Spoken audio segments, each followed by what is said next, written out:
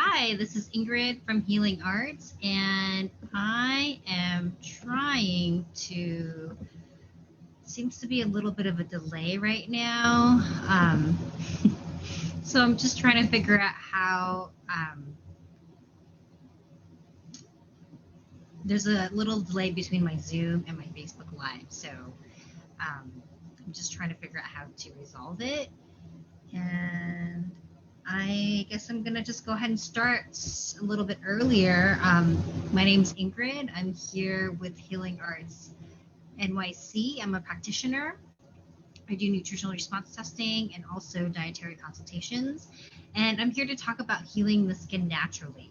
I feel that just my story about healing my eczema, and also just kind of like what I hear from my friends and what I'm reading, what I'm saying on Instagram. I mean, right before I got on this page, I watched how on TikTok they were saying like heal your eczema, heal your acne with like potatoes.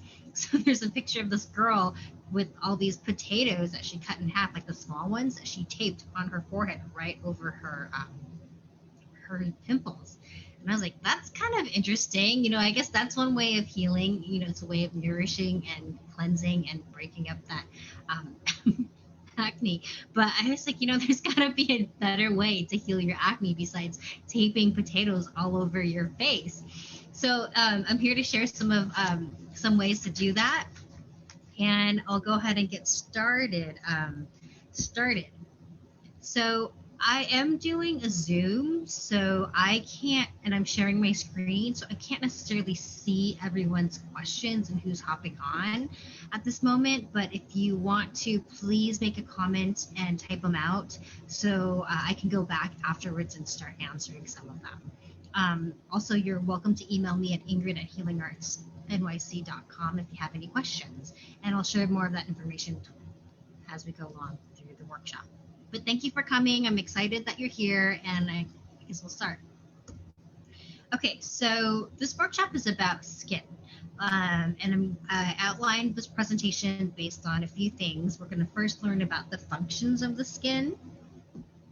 We'll also learn about skin structure. Like, what is the skin based off of? Like, how is it built? And we'll start talking briefly about some top few like common skin disorders and diseases, and really how food through nutrition, functional nutrition, can help heal your skin from the inside out. And then we'll talk about food supplements, how we can actually eat food to heal, and supplementation that heals, and what types of food you should be eating that actually targets the skin and healing the skin. Okay, so I'll go ahead and go back here because it's almost at the 6 o'clock mark, and we'll start going on to the next slide. Okay. So I got this quote off of Monty Lehman's book. He's a dermatologist from the UK, and he has a really great book called The Remarkable Life of Skin. I feel like a lot of times when I'm reading about skin, there's not a lot of books. There's a lot of books about healing the gut. There's a lot of books about thyroid health. There's a lot of books about stomach health, gut health. There's a lot of books about hormonal health. There's a lot of books about a lot of things except for skin, some odd reason. And Monty Lehman has a really great book called Remarkable Skin of Life. He has a few other books specifically about the skin. He's a dermatologist in the UK from, I believe it's Cambridge or Oxford. But he has a great quote in the book, and it says, "Skin serves both as a wall and a window between us and the outside world." And when I read this and I came across this, I really felt like it really spoke to me because, our skin does do that.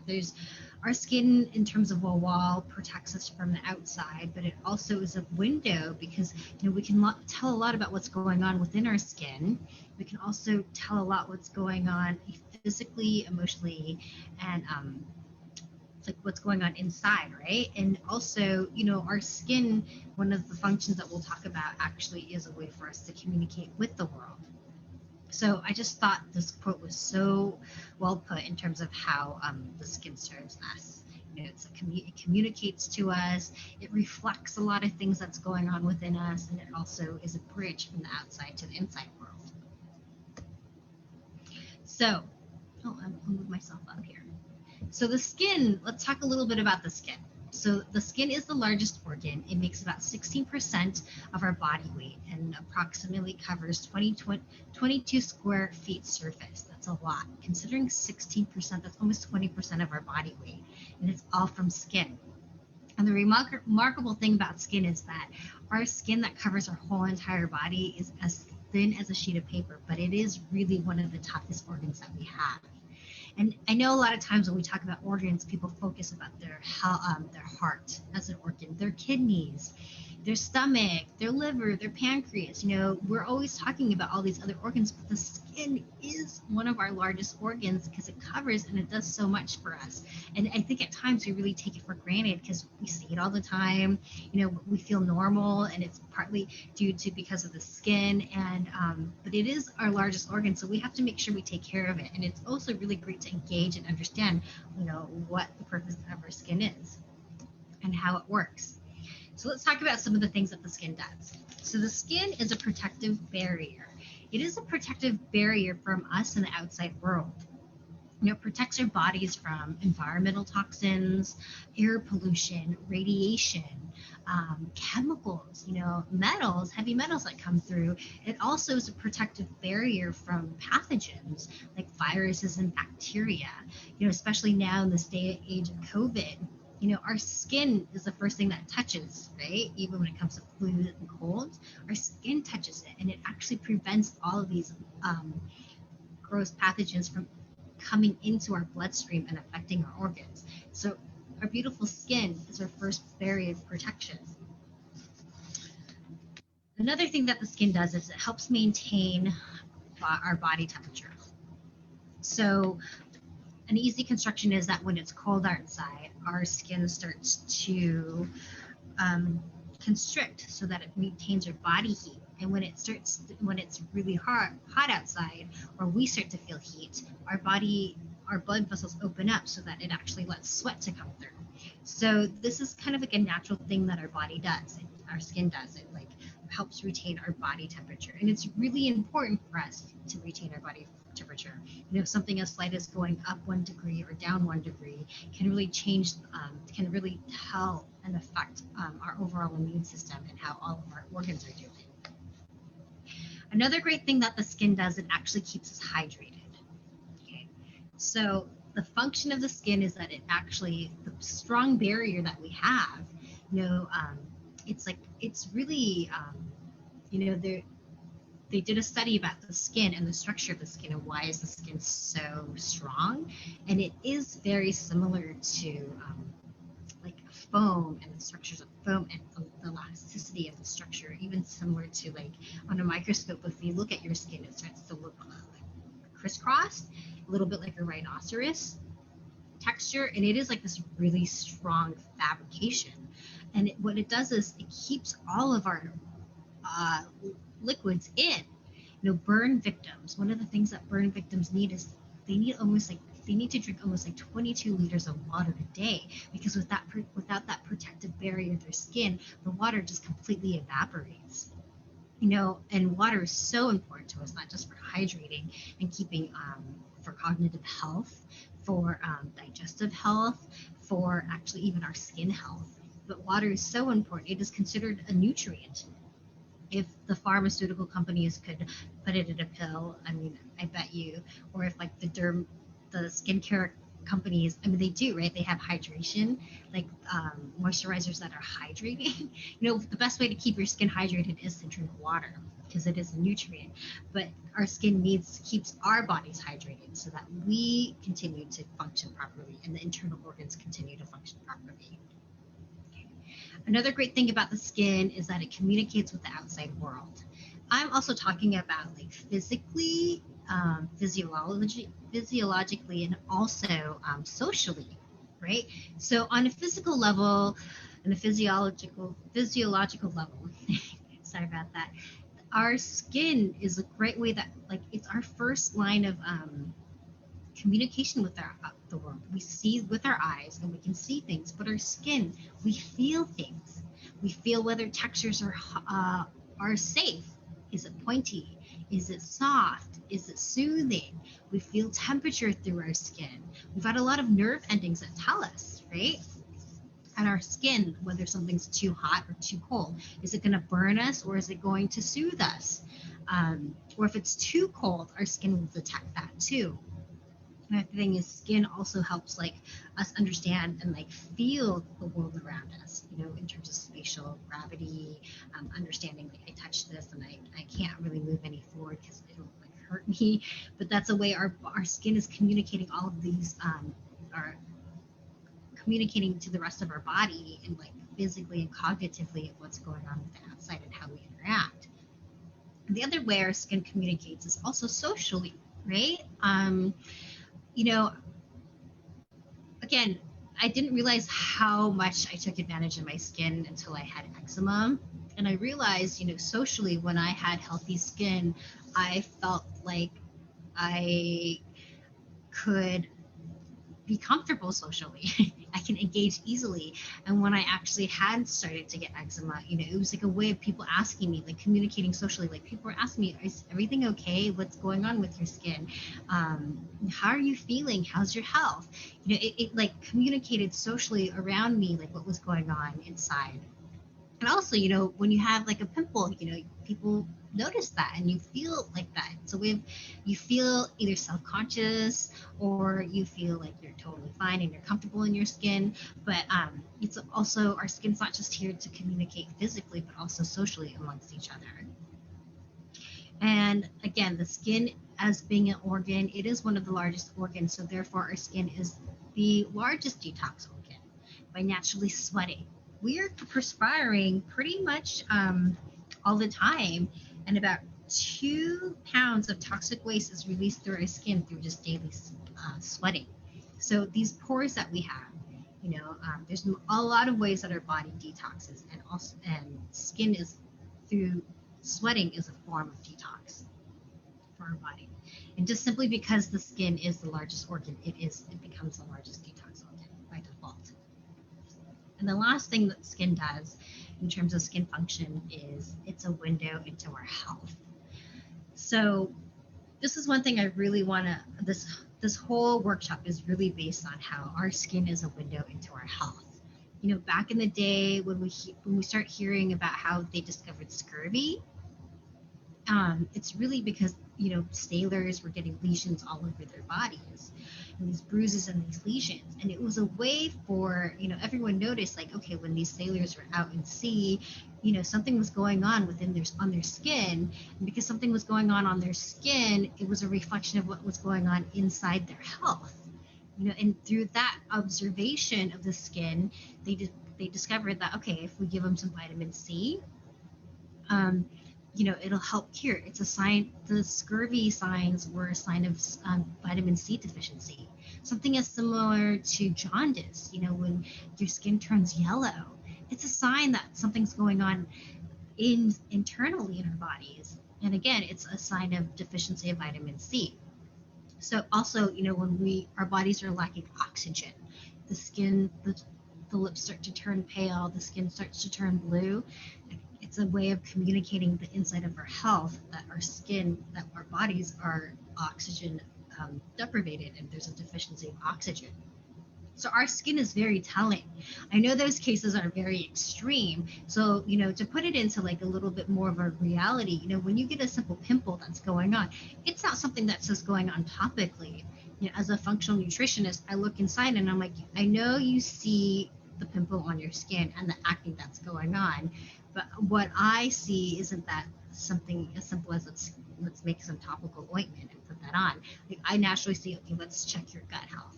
You know, how's your gut health? Let's talk about your water levels. You know, let's talk about your mineral. How are your mineral levels? So your skin is really a window into our health, and that's a great thing. Okay, like I think that's such a blessing that we have, that our skin is a window to our health. So I have a quote here that says, invest in your skin. You'll wear it every day for the rest of your life. And it's very true.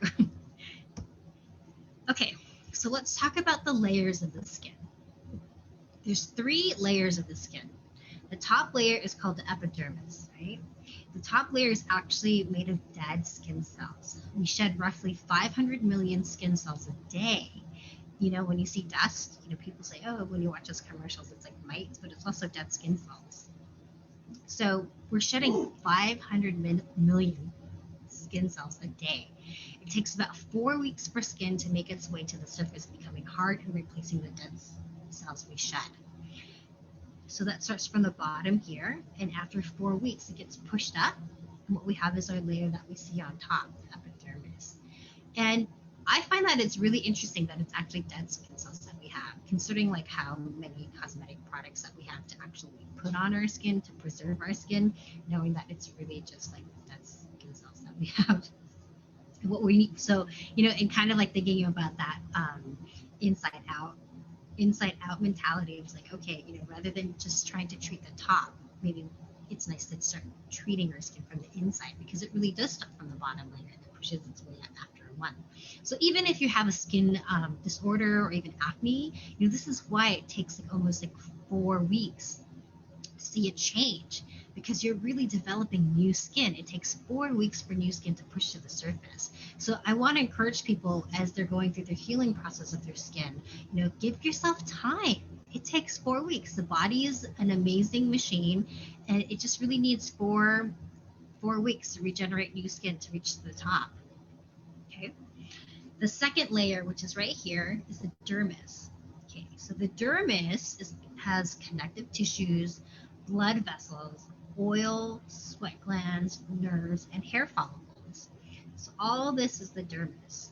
So when we sweat, it comes from our sweat glands. You know, when we start to get a pimple, it starts from the dermis, the hair follicles. When you are plucking your hair and you see the pores, you see the epidermis, the hole, but what goes on deeper is all the way down to your dermis. And also our nerves are here, blood vessels when we sweat. Just, you know, here's like these nice glands for our sweat glands. But it also works in conjunction with the blood vessels to keep us hot and cold, like we mentioned earlier. So all this goes on in the dermis. And the last layer is the subcutaneous tissue.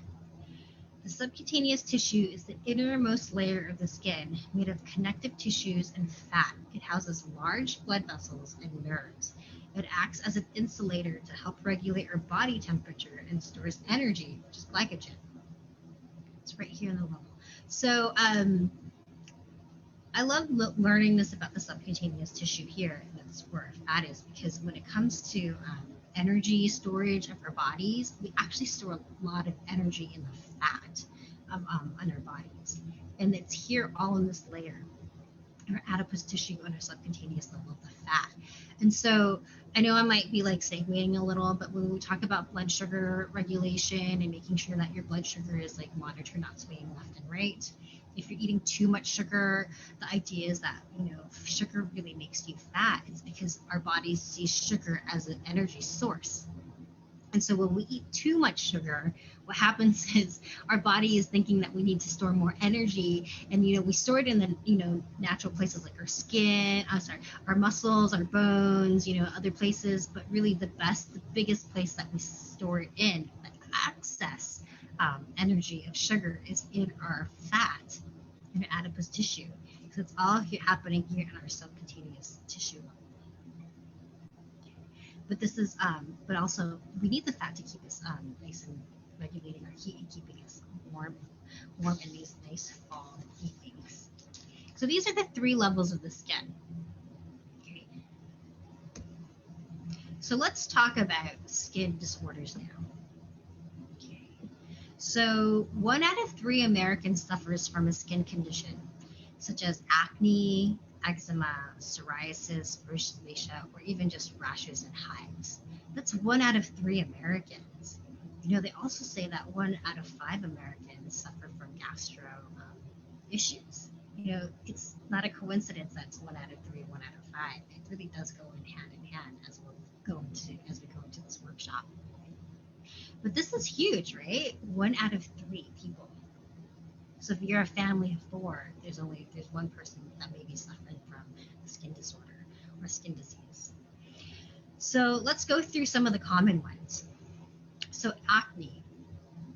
Acne is a cause of excess oil in this sebum, dead skin scales, and bacteria that clog the pores. So I'm going to go back to the next page. So acne starts here. Right? So that's why when you buy skin products and for acne, they really make sure you're exfoliating because they just want to make sure that you're keeping this pore open. So when acne happens, it's a buildup of extra oils, and on top of that, bacteria building up. And then when the dead skin cells that should be shedding off from your dermis actually starts to fall into the hair follicles. And that's what causes acne. Bacteria, clogged dead skin scales, and excess oil. So the next one is eczema. Eczema is also called atopic dermatitis. It's a group of conditions that cause the skin to be itchy, inflamed, or have rash-like appearance. There are 7 types of eczema, and eczema is not contagious. So there are different forms of eczema. From speaking for myself, my form of eczema happens to be dihydrotic eczema, which affects the hands and the feet. For me, it was primarily in my hands. You know, there's eczema that's based out of bacteria. There's eczema that's fungal. There's eczema that is just like a little rash that grows. So I mean, there's different types of eczema, which also makes eczema a little bit tricky to diagnose sometimes and to also treat. But eczema is considered an autoimmune disorder. Okay. Another autoimmune disorder is psoriasis. And this is a skin disorder that causes skin cells to multiply up to 10 times faster than normal. This makes the skin build up into bumpy and red patches covered with white scales. This can grow anywhere, but most appear on the scalp, usually like here on the scalp, on the bottom of your scalp. I see it on elbows, inside and the outside. Your knees, the same area, and your low back.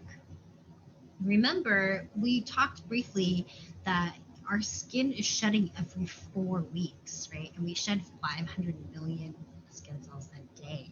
So psoriasis is when you're just producing so much skin, and it's really, again, coming from the bottom up, and it's just like it turns into plaques. That's how they identify psoriasis as plaque building. And it's when you're just overgrowth of skin. And psoriasis is also considered an autoimmune disorder. And another really common skin disease is rosacea. So unlike psoriasis and eczema, rosacea is when your skin is red, visible red blood cells on your face. And it produces small, like little bumps that tend to be filled with bacteria and pus. So these flare-ups can occur from a week to a month and then go away for a while. And that's interesting because not just rosacea, but psoriasis and eczema, right? Even acne, you know, they call it these flare-ups. You get a flare up on your skin. I've got a pimple, you know, when I have eczema, my eczema flared up. I touch something. They say, you touch something, because that's a form of eczema when you're touching an allergen and your skin flares up.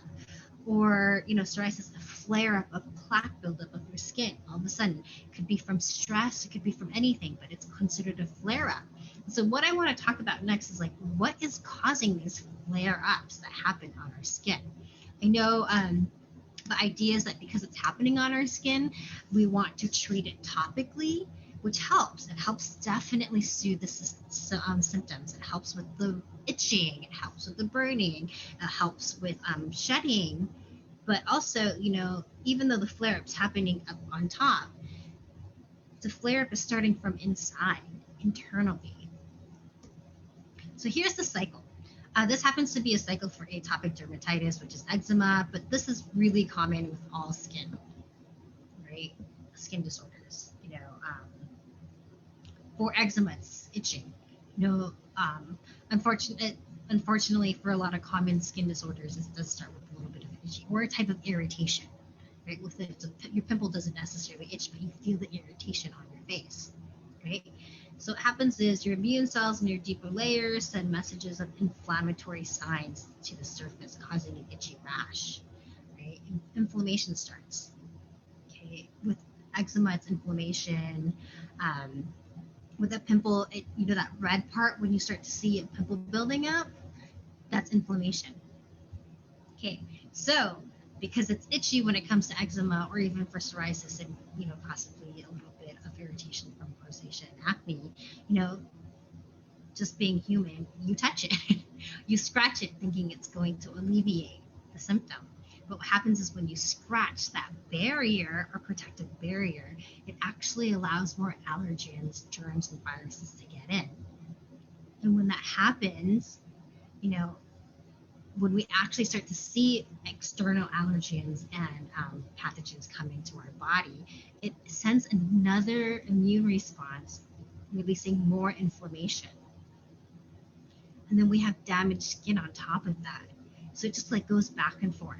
So it goes from 1, 2, 3, 4, 1, 2, 3, 4, 1, just goes on this repeat cycle. So this is why when you have anything on your skin, your mother's advice is don't touch it, just leave it alone.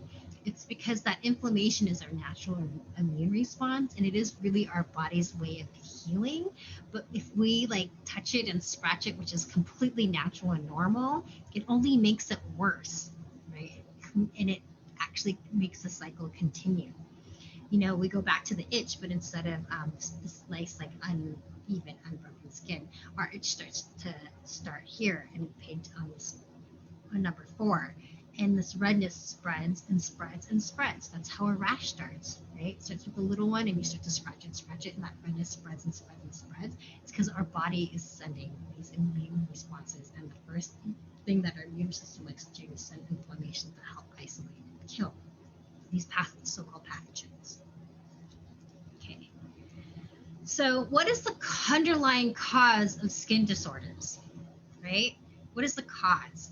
And the underlying cause is really inflammation, chronic inflammation. And I want to say this, chronic inflammation, systemic inflammation all over our bodies, even though we may not be seeing redness in our face or through a pimple or through a rash, that chronic inflammation is going on in somewhere inside of our bodies. Okay.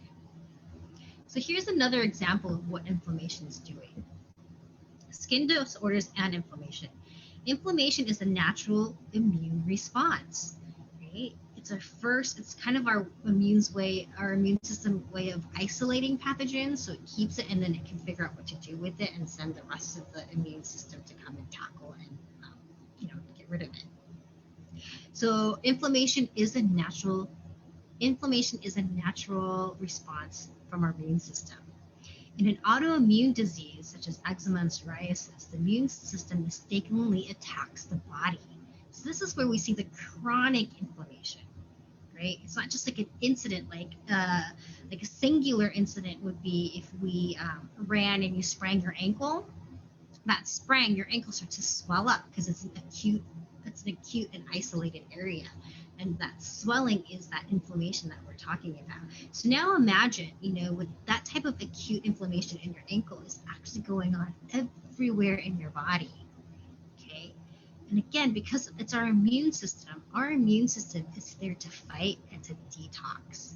And remember, we said earlier, our skin just by default happens to be the largest detox organ. Our body is going to see the skin as a detox opportunity for us to release toxins, to get rid of toxins. So this is what happens. You get skin barrier dysfunction here.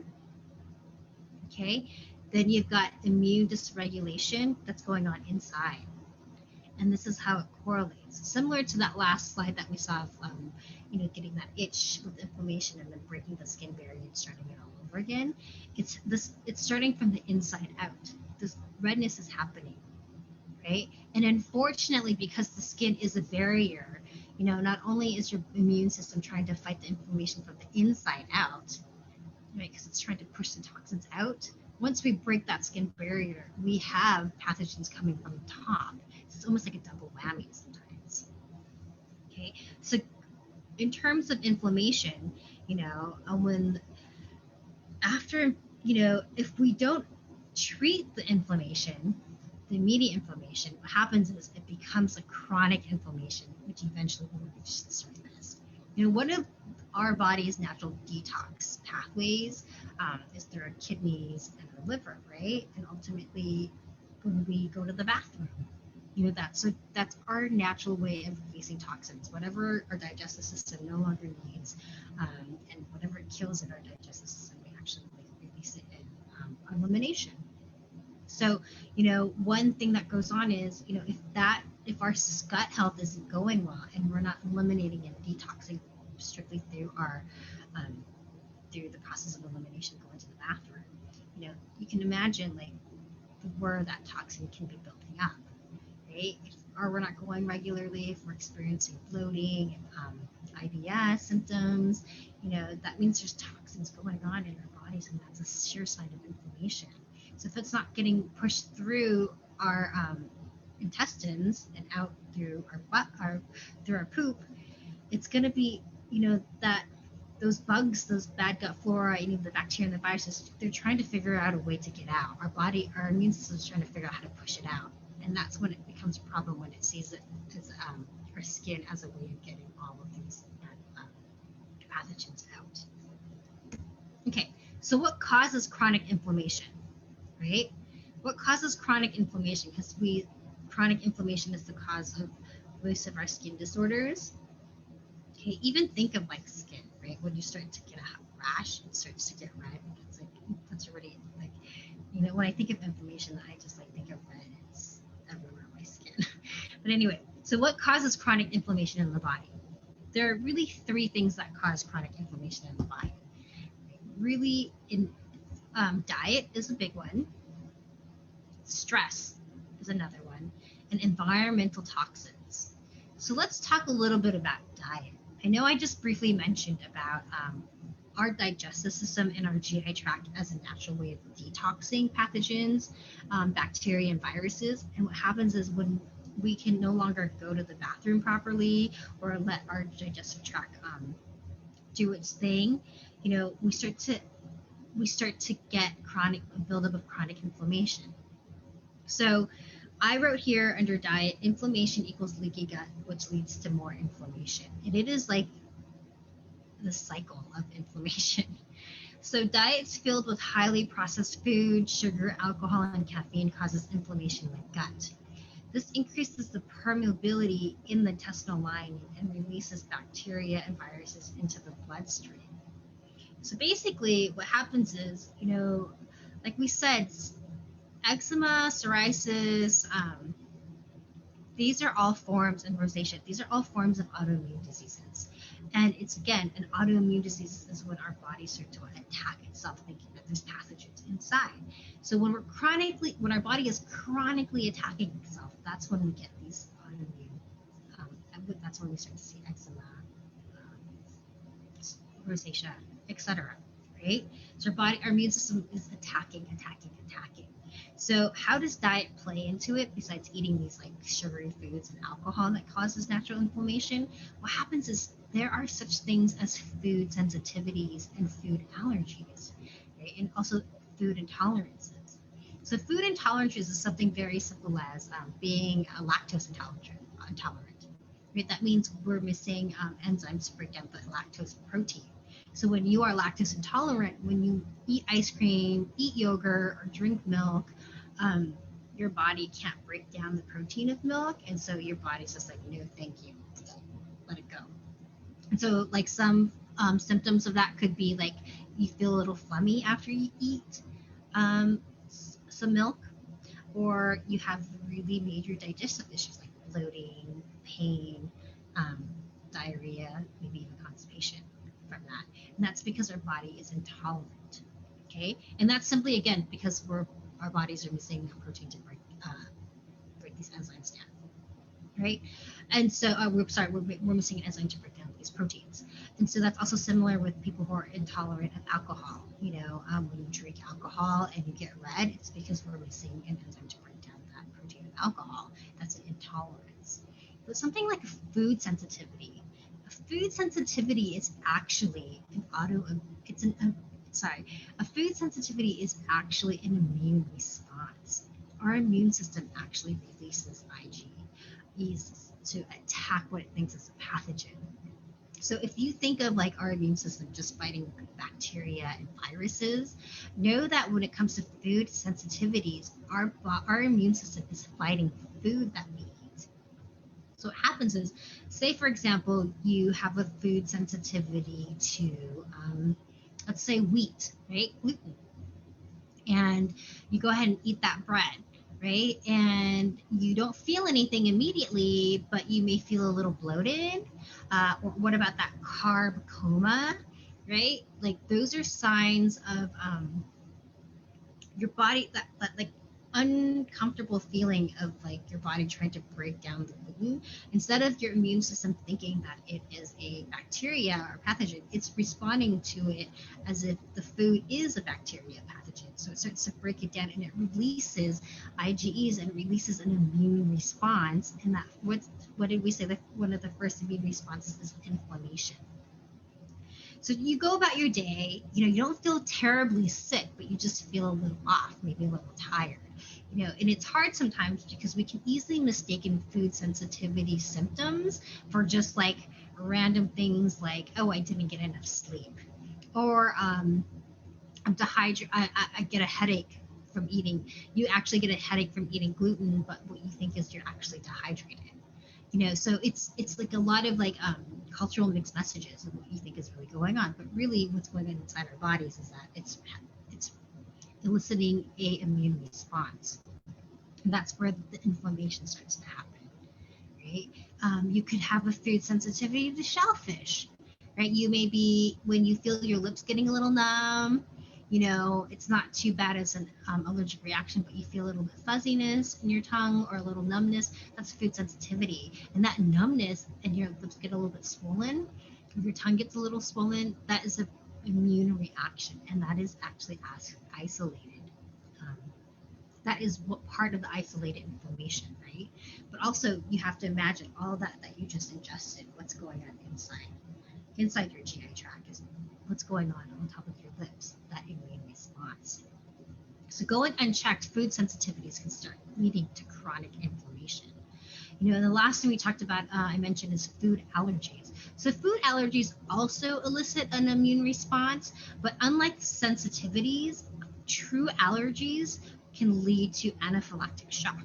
So something like that's really common that people are really familiar with is a peanut allergy.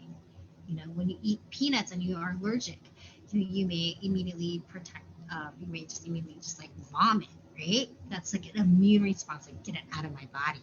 Another thing is when you go into anaphylactic shock is like when your body is in so much shock and immediate inflammation that it causes so much inflammation that your body starts to shut down and you need that EpiPen.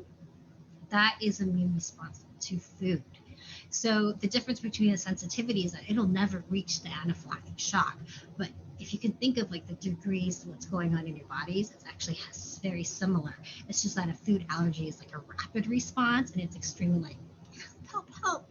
And a food sensitivity is a little bit more low grade. It's like, oh, it's not so bad, but the body will still keep going.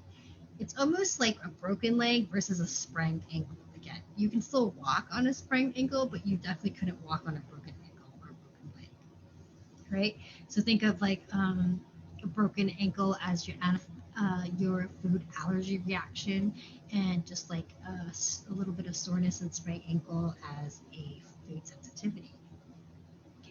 So what happens is once we start eating these foods that we may not be aware is eliciting an immune response of that inflammation going on, our gut starts to get inflamed, right? And as it gets inflamed, it starts to it can't do its job properly. What happens is in our intestinal walls, it pretty much, if I could like build a little bit of a brief model, like say this is our intestinal walls. Our intestinal walls expand, right? The more you eat, the more it expands, and the less you eat, the less it stays in place. Our job over the intestinal walls is to absorb all these nutrients that we're breaking down from our food. So, inside out, it looks like this, right? Like these little villi takes up all the food. and it picks up all the nutrients. And when and throughout our intestinal wall, the villi is actually picking up the nutrients. And what happens is once it takes up the nutrients, it pushes it through the intestinal wall barrier and enters into our bloodstream. And that's how we get the energy that we need. That's how we're absorbing all the vitamins. And that's where, our blood is sending it to where it needs to go to all the organs.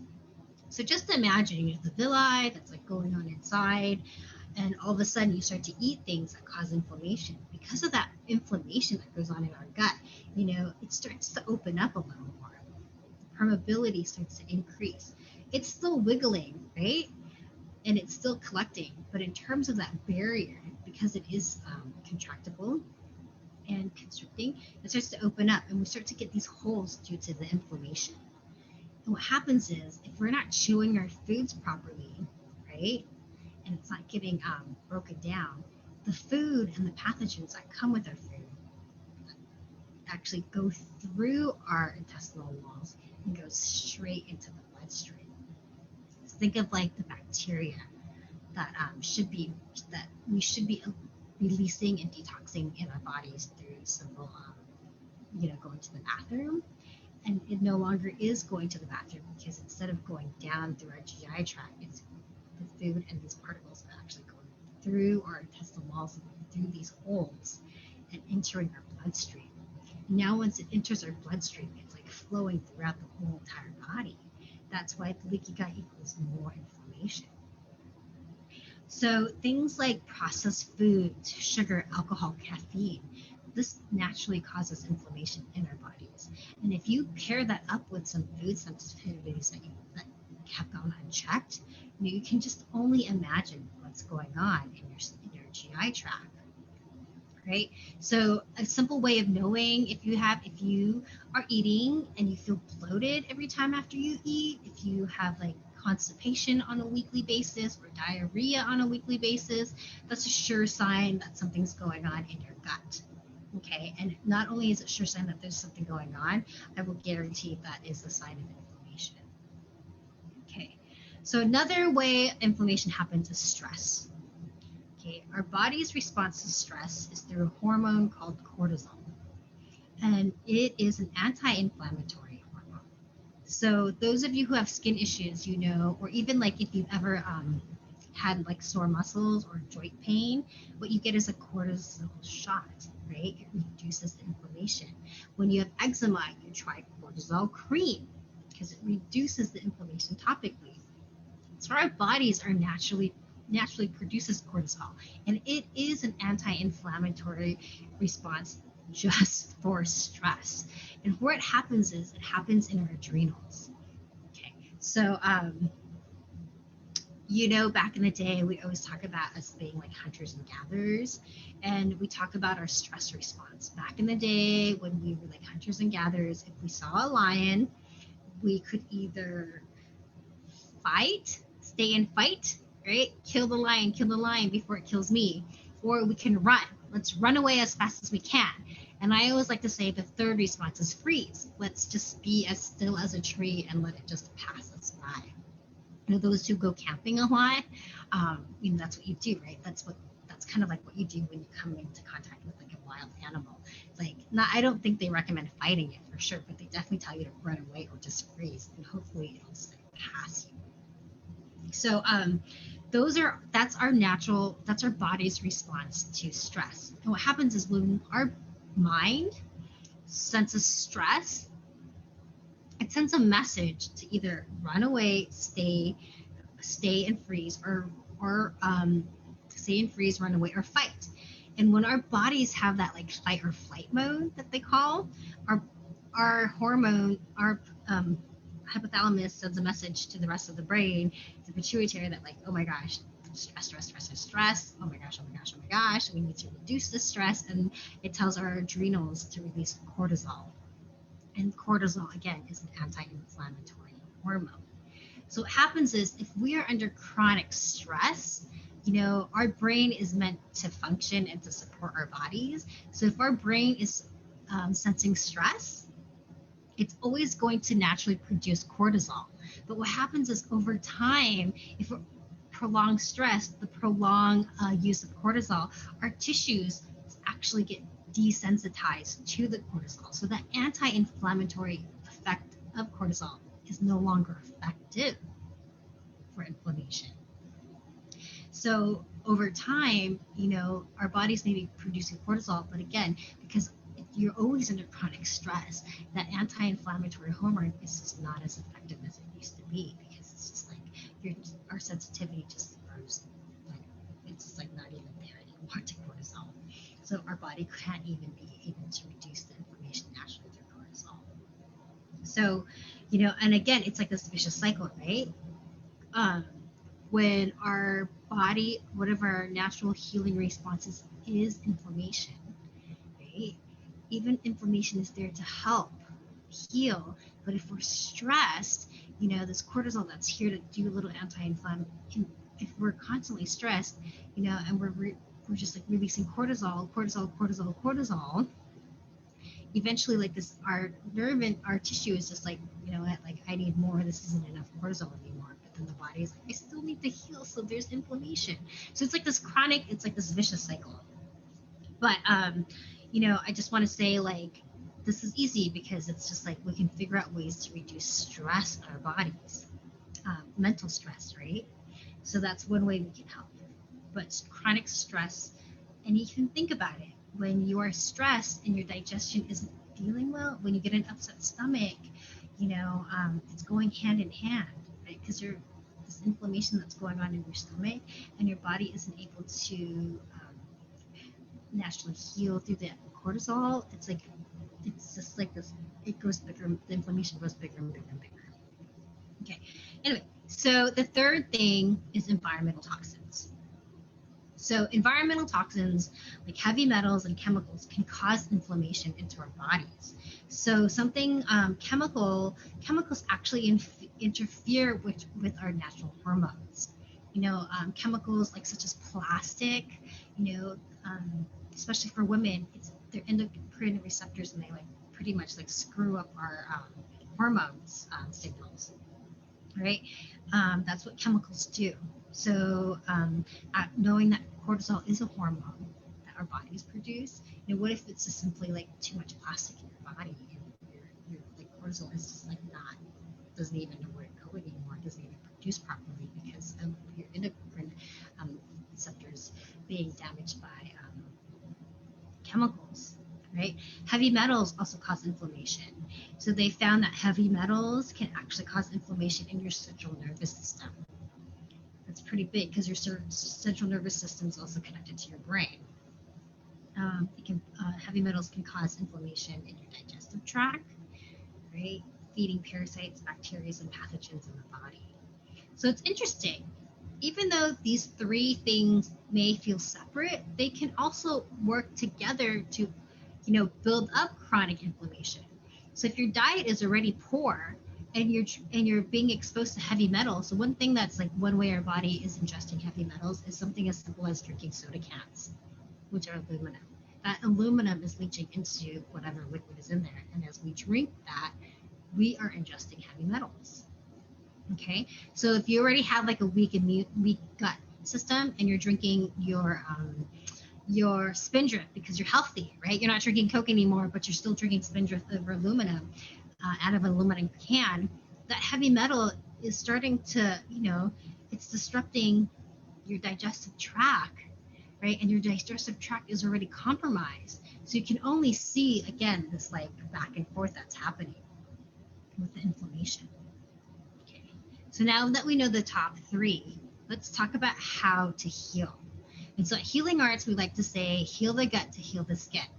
And to be honest, I could also say heal the gut to heal the arthritis, heal the gut to heal the stomach, the pain, heal the gut to heal the brain fog.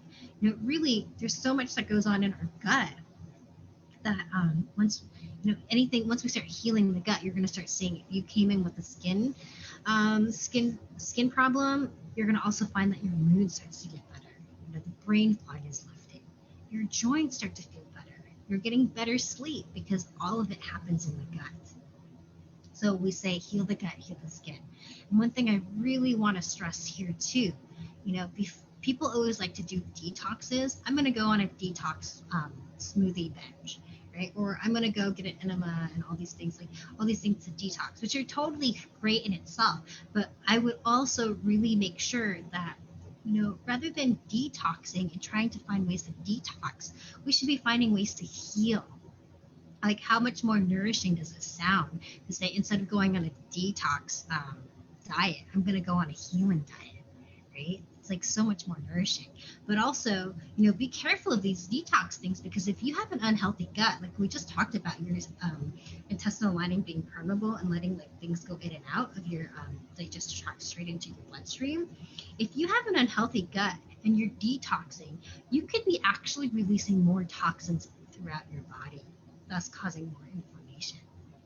So, that's why I say take a step back, rather than just jumping into like a quick detox. Let's talk about healing the gut, healing the skin. Let's heal the gut to heal the skin. Okay. So what are ways to actually heal the gut, therefore healing the skin? We talked about diet, right? So what I recommend is eating whole foods. Okay. I'm talking about foods that have come from the earth, our Mother Earth, or actually foods that actually came from our mother, right? Animals, true animals, real animals, right?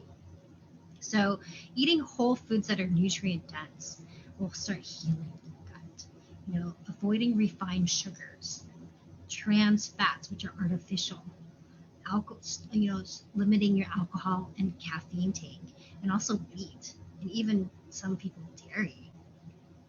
Like eating these whole foods, eating things that are like from the earth in its natural form will naturally start healing the stomach.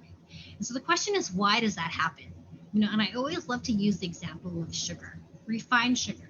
When you go out and you buy that big bag of sugar, of granulated sugar, think about how white and pretty that sugar is. It's like this beautiful white. But nowadays, originally sugar originated from cane sugar. And now, for the sake of economy and keeping the cost down and feeding like everyone's sugar addiction, these sugar places, plantations, no longer are we getting sugar from canes, but we're actually getting from beets. So imagine like this beautiful red, purple beet. And if you've ever cut into a beet, the minute you cut into it, it starts to bleed and all the juices start to come out, right? And so if you just hold like that beet in one hand in your mind and hold a cup of sugar in your other, just see the stark difference in color. Pure white from like this beautiful, dark, deep red, purple. So the question now I like to ask people is like, how did this beet, red, purple beet, become this white, flaky, or granulated thing? And the answer is because it's highly processed. They basically strip all the nutrients out of that beet, and they bleach it and they dye it to make this beautiful white sugar. By the time it becomes this white sugar, when you start eating it, there is no nutritional value but the sugar, with that sweetness and that taste, right? And our body doesn't really know the difference sometimes. Once you start ingesting the sugar, it's like, okay, here's sugar, here's energy, what are we going to do with it? And it, our bodies will naturally do that.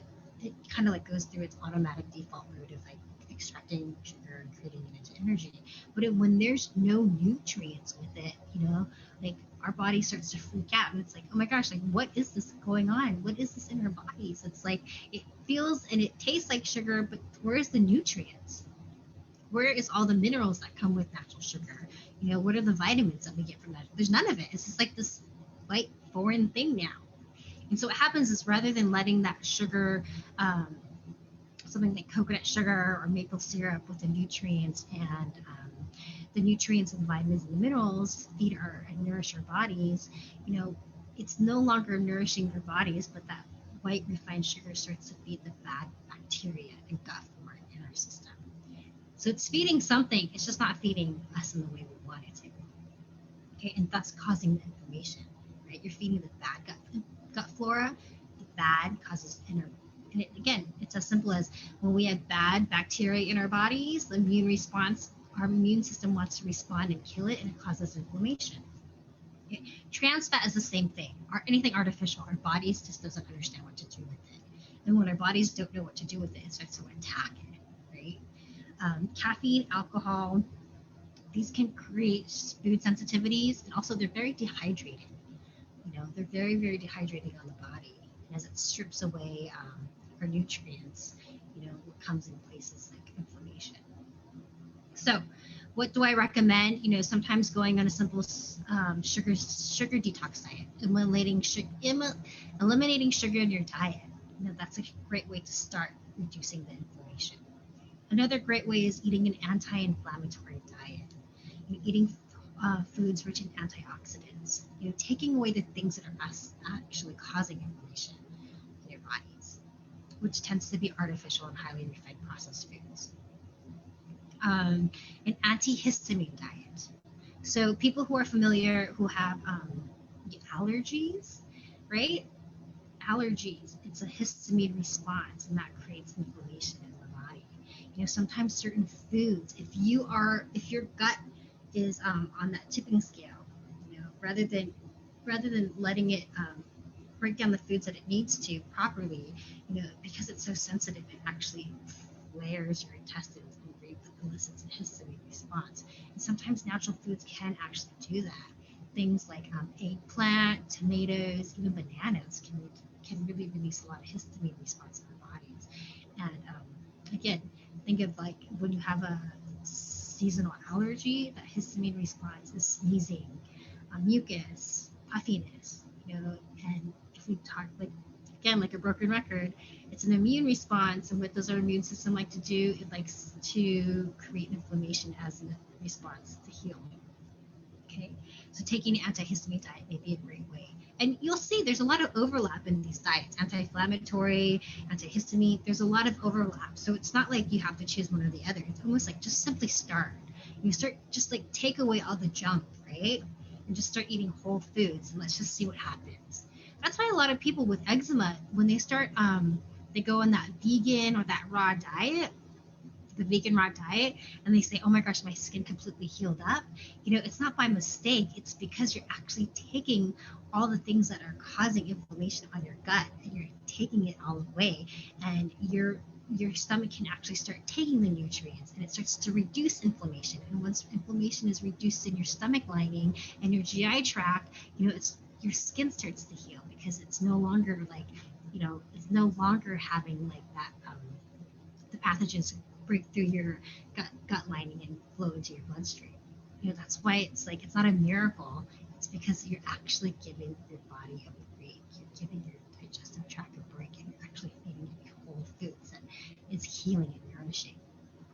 Okay, another way to help with the skin is avoid allergens. Okay, and I know we talked about food as an allergy, but also environmental allergens like heavy metals, aluminum, mercury, lead, arsenic, aluminum through aluminum cans, aluminum foil, check your pots and pans. If you have stainless, if you are using nonstick pans and there's a scratch underneath is aluminum, and every time you cook, aluminum is entering your food source. And when you eat that food source, you're introducing aluminum back into your body. Wrapping foods in aluminum foil, that's a way of getting that contact of aluminum into your foods and thus eating it. Drinking, we just talked about drinking out of soda cans. Even check your deodorant. Deodorant antiperspirants, their active ingredient is aluminum. It stops you from sweating. But, considering how close it is to your skin pores, how we said the skin is sweating, but it can also be absorbing it through your skin. Okay, so check your deodorant. Make sure you're using a deodorant that is that is aluminum free. And there's so many great ones now. So many good ones out there. Chemicals. Some chemicals that are allergens: chlorine, bleach, tobacco, acetates like nail polish, right? Paint thinners, formaldehyde. Formaldehyde is found in new clothes. New clothes. That's a way our bodies. So that's why, like, when you're like buying, when you go out and you try things on and you have the sensitivity, you think it's fragrance, actually, chemicals too. So that's why using fragrant free is really great, because you're not irritating the skin through a chemical reaction. But also think about the clothes that you're wearing. Make sure you wash it before you put it on, because that formaldehyde is what keeps it from, it's like a way they use to preserve. Formaldehyde is a way of preserving things, and they use it to preserve clothes from being damaged and destroyed by fires and whatnot during the whole process of like where it's made and getting shipped to. So formaldehyde is in our clothes. Make sure you wash your clothes before you wear, especially new clothes. Okay. If you plastic drinking out of plastic water bottles. We mentioned plastic is a chemical. So instead of drinking out of plastic water bottles, this is where the plastic gets touched into the water. Drink out of stainless steel. Drink out of glass. Right? Something like a small bottle is great. Another form of plastic is Tupperware. Tupperware is plastic. Imagine even heating it in the microwave. You're just releasing the gas into your food. So what we recommend here is, eat out of glass. Keep it in Pyrex. Or if you can, line your Tupperware with something like a barrier, like parchment paper or paper towel, so that it's not touching your food directly. And when you're about to heat it up, take the food out and put it in a bowl, in a nice ceramic bowl, non-plastic, okay? So that it's not releasing any chemicals into your food when you put it in the microwave or in the oven. Okay, so some great alternatives for these things for plastic and aluminum. Parchment paper is great. Baking and cooking with baking with parchment paper, cooking in cast iron or stainless steel. Okay, that's a great option. Baking in glass and ceramic, great options. Drinking out of stainless steel water bottles or glass, or even just the mug. When you get that coffee cup, Starbucks coffee cup, that lid is made out of plastic. And can you imagine how hot that coffee is normally? The minute it touches the plastic, it's already releasing the gas. So when putting that on your lips, and you're really drinking in the plastic. So take it out if you can and pour it into like one of your own mugs, right? Or your own to-go mugs. Okay. So another great way to heal your gut is bone broth, right? This is so nourishing for your gut health. And I can't say how it's like so great, because bone broth is full of collagen and peptides that really start to heal your stomach. Bone broth is soothing and healing and improves the health of the gut and balances the gut bacteria that supports the integrity of your intestinal lining. Bone broth is filled with natural collagen and peptides. Okay, and this is really great. Peptides are great protein, and collagen is just like another really great protein for overall skin health and for gut health. Think about the stomach lining, right? It's almost like, I like to say, like, if you can think about your skin here on your body, it's almost like this. It's pretty much the same type of chemical breakdown that's going on. That's like your intestinal wall, right? It's just the inside. So, if you're buying products to put collagen back into your skin for elasticity and structure, it's the same way with your gut lining. That collagen that you're drinking from that bone broth is so healing and nourishing that it's actually, that permeability of the holes, it's actually starting to heal your structure from inside out. So, bone broth is great, especially now in fall and winter. It's so healing and so comforting to drink. Okay, so let's talk about skin support now. How do we support our skin through supplementation and vitamins? Okay, so something as simple as psoriasis, right?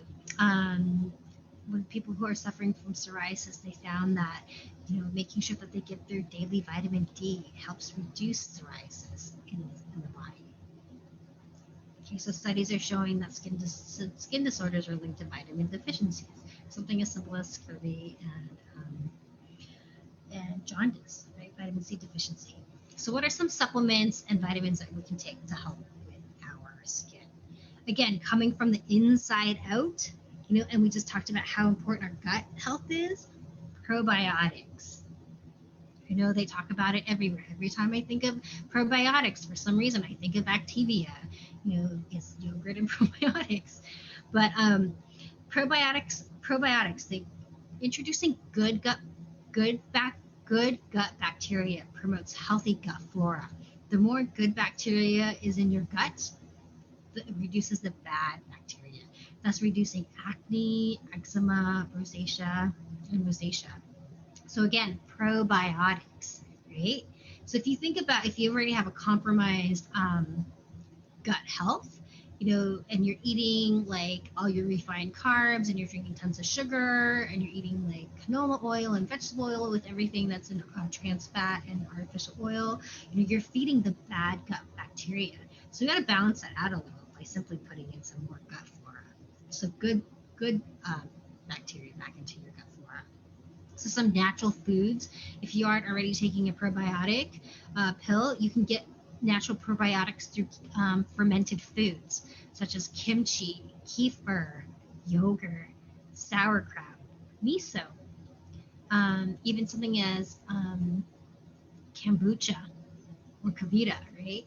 Those are natural forms of probiotics. And again, it's introducing the good bacteria into your stomach, into your gut health, into your gut, right? So that it reduces the bad. So something I always want to explain to people too, you know, it's not just about probiotics. You know, if you have a compromised GI tract, that means your body isn't, your stomach and your digestive tract isn't properly breaking down the foods, right? And again, when we talk about the permeability in our gut lining, undigested food with a compromised intestinal lining, undigested food is going straight through your stomach lining and entering your bloodstream. So if you're eating, like, if you're not chewing your foods like, you know, 100% and you're eating in a rush, you're not properly breaking down your foods. Think about like a chunk of like that cheeseburger that you just ate. You didn't completely like chew properly. You know, it's going through your digestive tract, and all of a sudden, you know, it's gonna be like that chunk of cheeseburger is actually just going to go straight through your intestinal lining and float throughout your body. So something that's just as important as a probiotic is digestive enzymes. And these enzymes are there specifically to help break down your food. And it makes digestion easier on the gut. So digestive enzymes are there to break down the food that you're eating, right? And it not only does it help it break down in terms of size, but it also, once you break down your food properly, it's easier for your gut to absorb the nutrients that it needs, because it's not having to, like, you know, it doesn't have to break anything else down. It's just like literally just absorbs through your villi, letting the vitamins and the minerals and all the nutrients go through your bloodstream. So I always say enzymes are just as important as probiotics, because you need to start getting your food to break down. Considering how much we eat in a day, it's so important that the food gets broken down properly. Okay, so digestive foods that naturally have digestive enzymes: papaya, pineapple, ginger, sauerkraut, kimchi, bananas, and kiwi. You know, something that I always see that I always think it's so funny is like papaya digestive enzymes. You know, papaya has a lot of enzymes and it helps break down the food. And it's just like, now they make like enzymes just out of plants.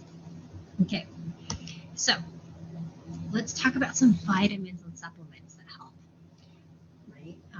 Support our skin, specifically support our skin and also support our gut health, right? Again, going back to eating whole, nutritionally dense foods. So things that our skin really needs are vitamin A, D, E, and C. So vitamin A, this is where it gets fun. And I really love talking about this because, you know, when I look at an ad for skin products, you know, they talk about the retinol, you know, they talk about the collagen, right? This is actually from vitamins. You know, retinol is found in vitamin A. You know, and vitamin A actually produces retinol for our bodies. So if you can just imagine, you know, rather than just putting the retinol straight on our skin, we are actually ingesting it from the inside out to actually promote retinol growth in our own bodies, right? So what does retinols do? We know that it reduces wrinkles and it increases collagen and it supports skin health. So eating like foods rich in vitamin A is also going to help us naturally produce retinol. Vitamin D, that's like a great vitamin. Vitamin D, again, we just said vitamin D helps with psoriasis, right? That's another thing. It's deficiency. If you're seeing like, I don't want to say like saggy skin is like a mineral or vitamin deficiency, but most likely it is because your gut isn't. If you have like gut issues, your body isn't properly absorbing these nutrients. But vitamin D helps with psoriasis. Vitamin E is actually really great for our skins. Vitamin E cream, people put that on top of your skin, but also ingesting and eating foods high in vitamin E is great. Vitamin C. And I'm guilty of this. I have like vitamin C serums, oils in my medicine cabinet for my skin. But eating vitamin C is healthy for us too, because again, it helps from the inside out. Vitamin C helps promote collagen growth, right? And it's an antioxidant that actually protects us from oxidative damage caused by the sun, which is radiation and environmental toxins. So interestingly, if you eat vitamin C and E together, it makes both of them more powerful in your bodies.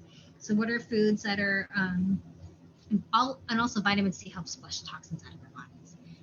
It's again, because when you're sick, they tell you to take a lot of vitamin C because it flushes toxins out.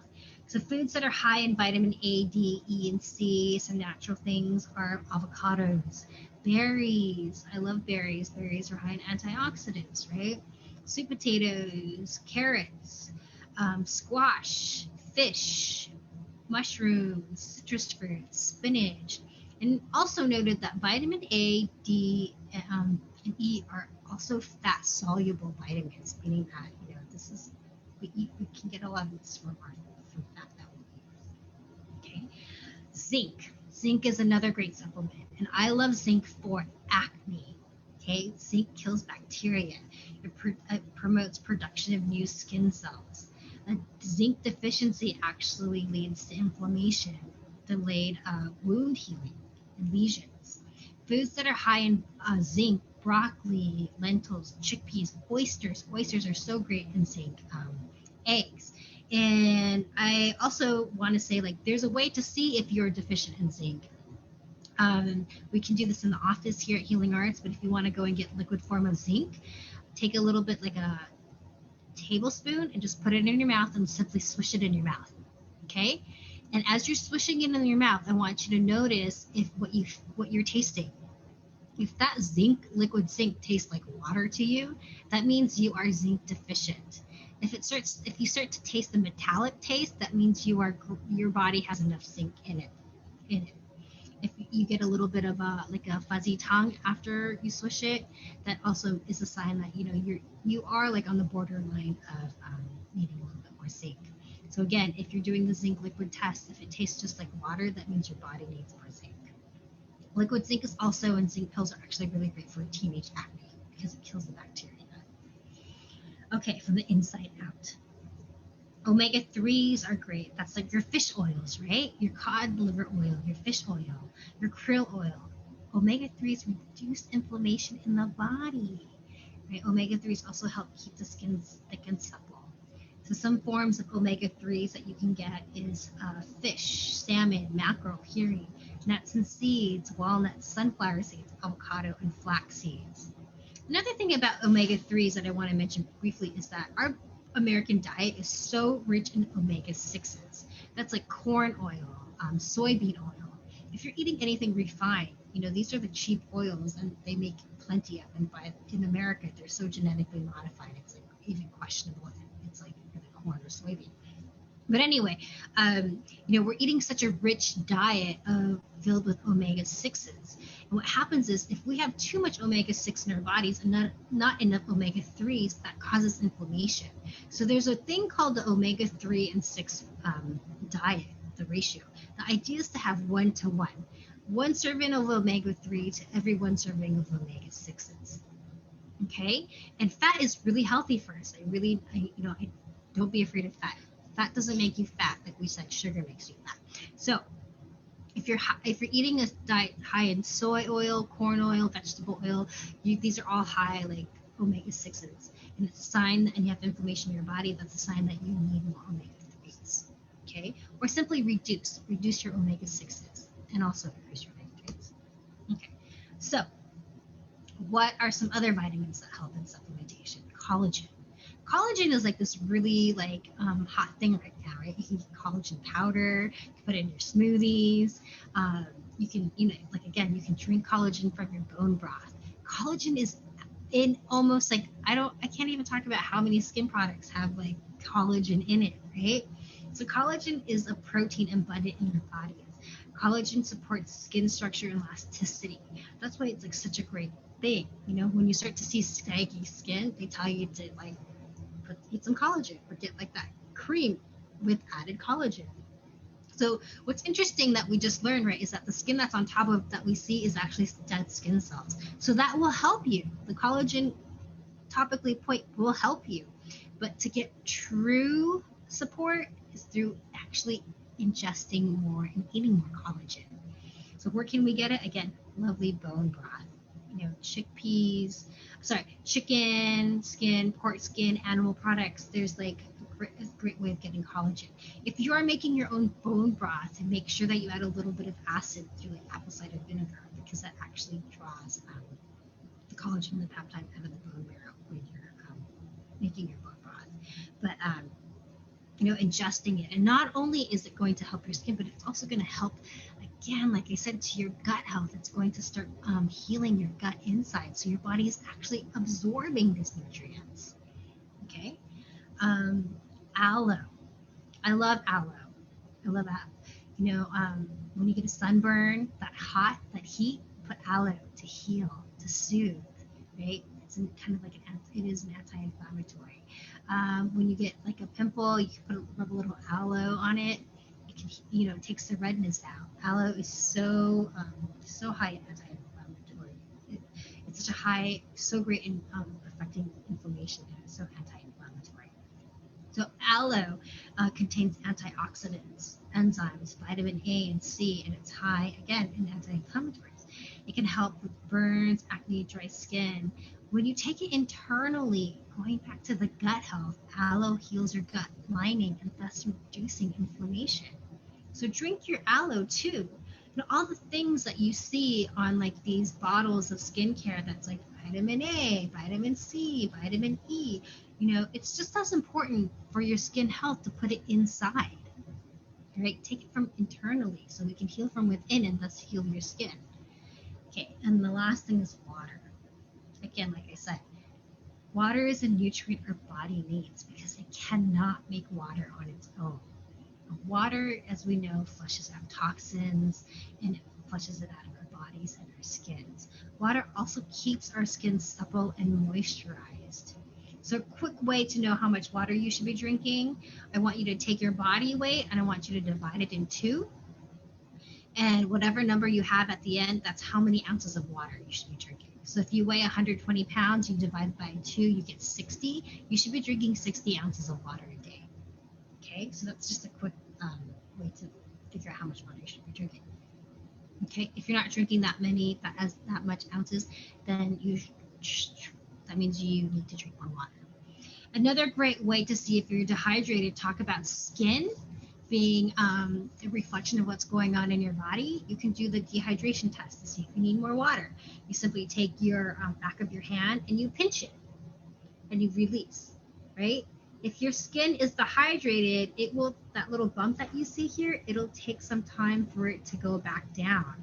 But because I pinch mine and it goes down pretty like immediately, that's telling me my skin is dehydrated. My skin is hydrated. Okay. It's pretty hydrated. I think I could drink a little bit more water today. Whatever, I'm drinking enough. Okay, so water, and it is a nutrient. I can't say this enough. Water not just only helps with your skin health, right, and flushing out the toxins and keeping it supple, but it also is great for like, cognitive function. Sometimes you get hangry and you think you're hungry, but you're really just thirsty. If you get a headache, it could just also be needing more water. And water, again, it's just so, I love water so much. I could talk about it forever. Okay, let's talk about ways to reduce stress. Okay, some physical ways of removing stress is simply moving. Get moving, okay? Movement is a great way to reduce stress in the body and the mind. Movement also promotes your lymphatic system to flow. Your lymphatic system is throughout your whole entire body, your lymph nodes, and it's another way that the body uses your body has is a way of detoxing toxins, our lymphatic system. You know, when you have like a lymph node, you know you're getting sick when one of your lymph nodes starts to get swollen. It's because it's all that, like, it's not being able to release the toxins of the pathogens. It's like swollen. So that's when you start to feel sick. Things like dry brushing is really helping promoting your lymphatic system. Okay, again, a way for your body to naturally detox. And also moving. Moving is so important. It gets your lymphatic system flowing. Okay, so please, like, move. Whether it's like 10 minutes of yoga, whether it's like doing your jumping jacks, you know, whether it's taking a break from your computer and taking a walk outside the block. The more you move, it's a great way to like let your mind and body like kind of just relax and mentally relax too, but also like on a physiological level, it gets your lymphatic system flowing so that it can help detox, right?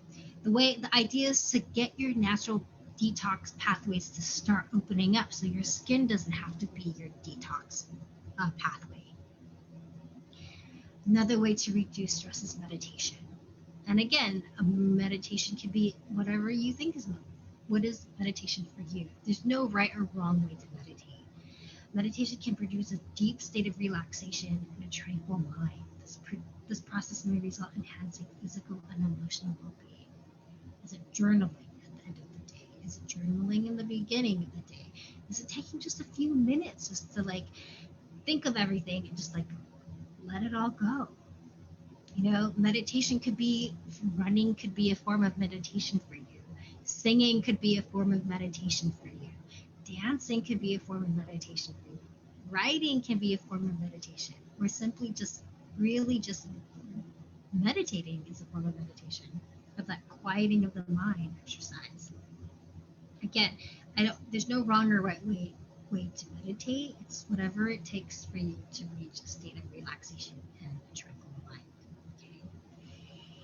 And my last thing that I love to do that's really great to reduce stress on the body and on the mind is breathing. Okay. Breathing deeply sends a message to the brain to calm down and relax. And I find that throughout the day when I'm really busy, you know, I catch myself not breathing properly. And when I say not properly, I'm not breathing deeply through my diaphragm, but I'm doing these shallow breaths. And what happens is when you're like not breathing deeply is that, and you're just kind of like simply breathing like shallowly, like on your chest area, is that it creates this tension in your shoulders and in your body.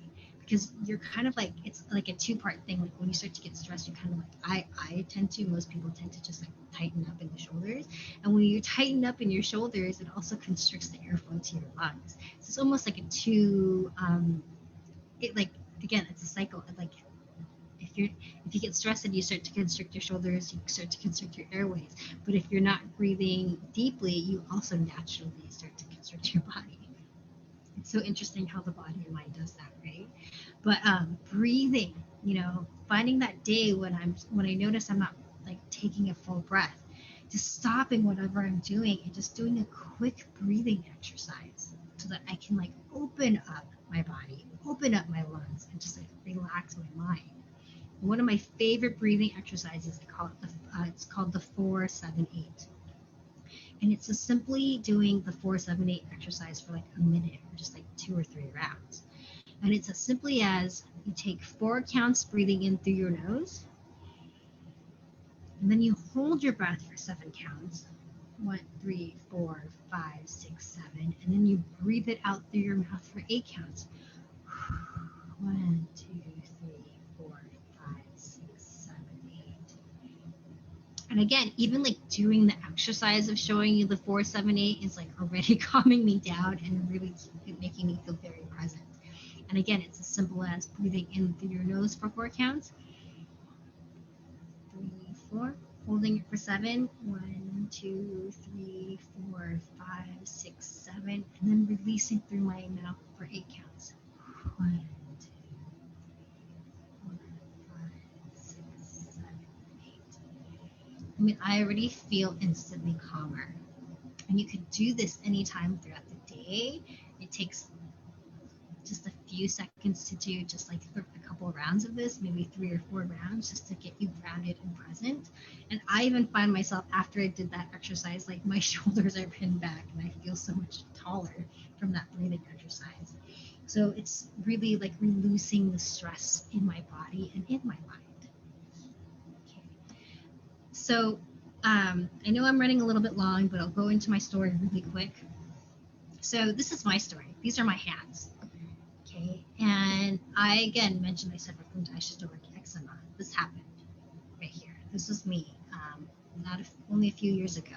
And I really want to say that physically on the top of my hands, this happened overnight. It really happened overnight.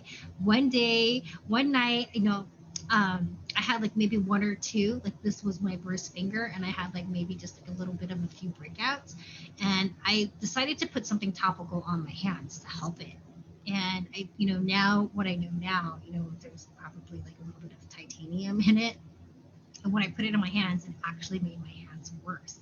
And I woke up the next morning with like these huge blisters, these little blisters all over my hands. And it was like the scariest thing for me. I had no idea what was going on. I had no clue what to do. I went to my dermatologist who is excellent and so kind and so professional and is like so great.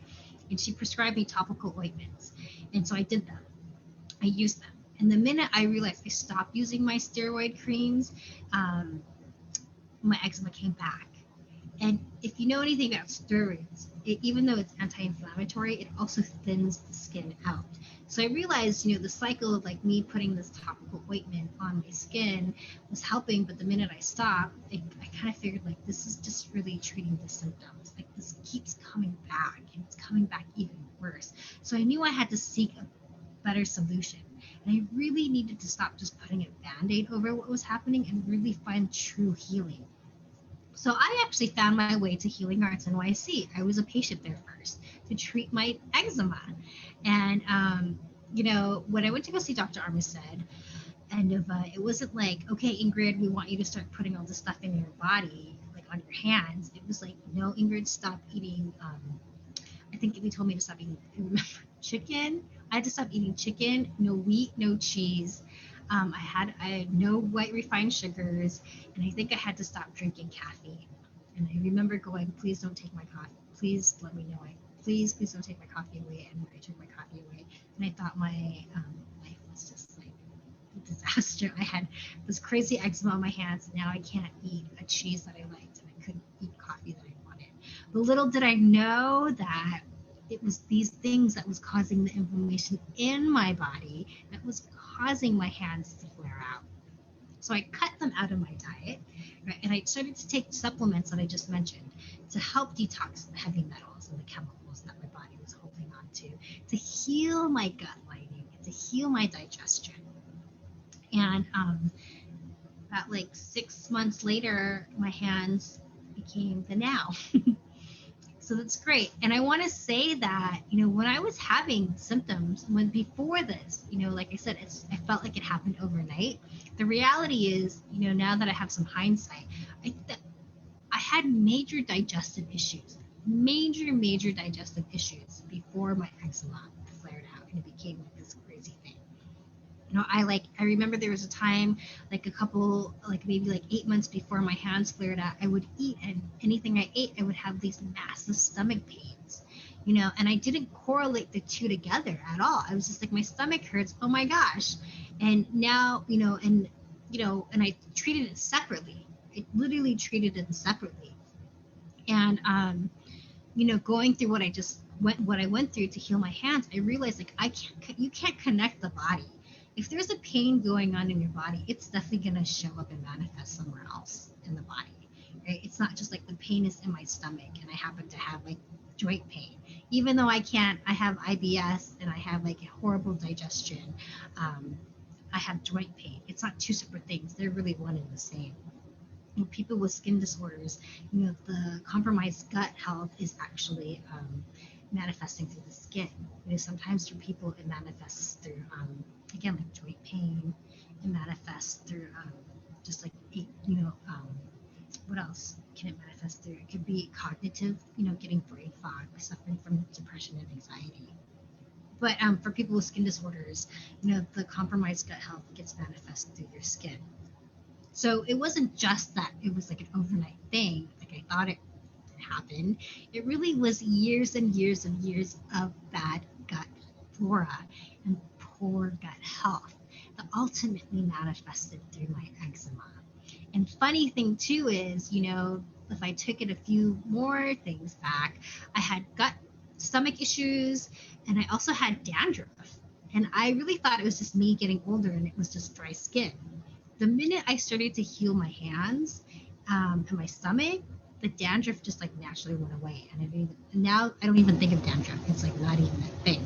All the Selsun Blue and the Head and Shoulders that I was using to treat it topically, little did I know it was just bad gut flora in my stomach that I needed to heal. So that's a little bit of my story, and why I love promoting healthy skin, and why I'm such a proponent of diet, healing your skin through your diet. Okay, so the question is, what about you?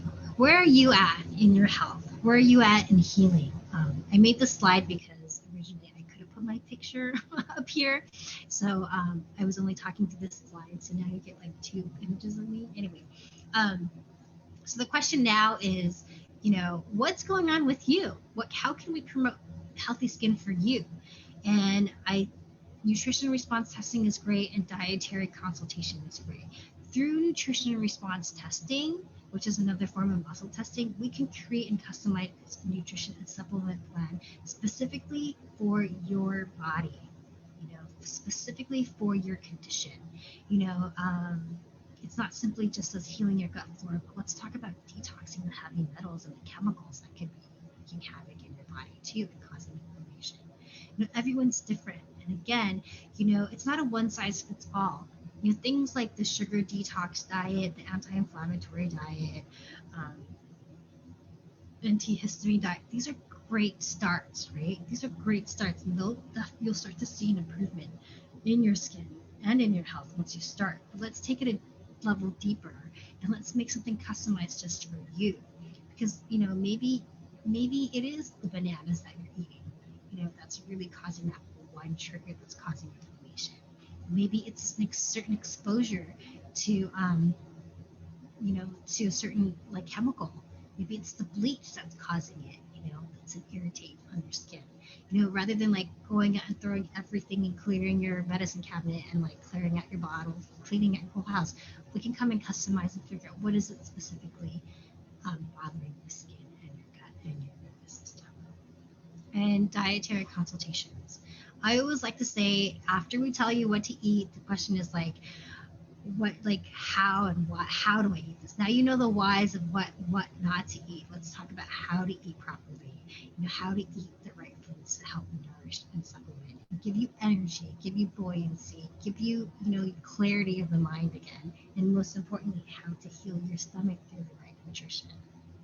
So if you have any questions, I'd love to answer them, whether you're commenting in the Facebook group or I'll definitely get back to you in the comments. Also, if you want to, please feel free to reach out to me. I'd love to hear I would love to hear and learn about your story, where you are in your health journey, what's going on with your skin, something that's been lagging and like kind of like something that's coming up and you've never found the right solution. Like, I would love to connect with you and see how we can help and work together. And please email me. My email is ingrid@healingartsnyc.com. And I hope that you guys enjoyed the workshop. Okay, so I'm going to end this, And again, I'm totally new to doing Zoom on Facebook Live, so thank you for bearing with me, and thank you for your time. It's been an honor. Take care.